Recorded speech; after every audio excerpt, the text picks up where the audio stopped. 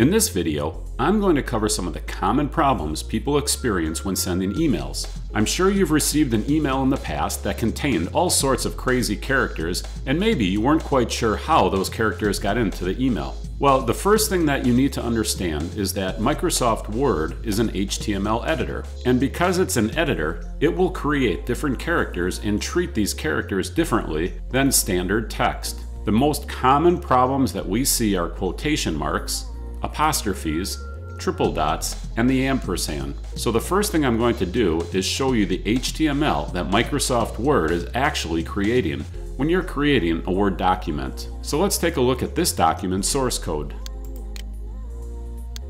Now let's scroll down and view the HTML that's actually getting created in order for you to create this Word document. And down here at the bottom, you can see the actual HTML for the text that I've created.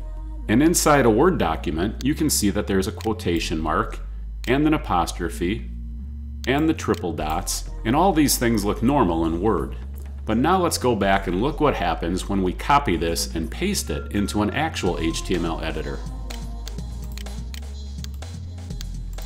And now I'm just going to paste this into an online HTML editor. And in this editor, it might be a little difficult to see, but I want to show you how different the characters are that I've copied from Word versus the characters that get created in an actual HTML editor. Now the first thing I'll do is I'll add a quotation mark right next to the other quotation mark. And you can see that the characters look completely different. And now you'll notice this triple dot. Now this should be treated as 3 different dots, but instead it's treated as one character. Watch what happens when I hit the backspace one time.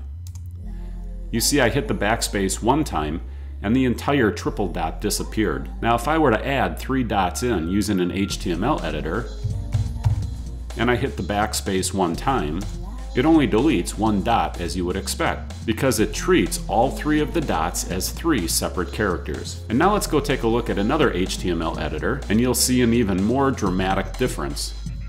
So we'll come into our content library, we'll add a new email, go right to the content editor, and we'll paste this in. Okay, now let's go look at the source code, and you can see what's actually coming through when a person receives this in their email. Here's the quotation code, and here's the right side quotation code, the quote, and of course the triple dot, and the ampersand. Let's go ahead and add these in an HTML editor, and you'll be able to see a huge difference in the HTML that gets produced. So again, I'm going to paste the text in, but this time I'm going to backspace over the bad characters and replace it with the correct characters. And now let's go look at the source code. So as a comparison, you can see here we have a whole different code. We have different quotations, different apostrophes, different triple dots, and a different ampersand.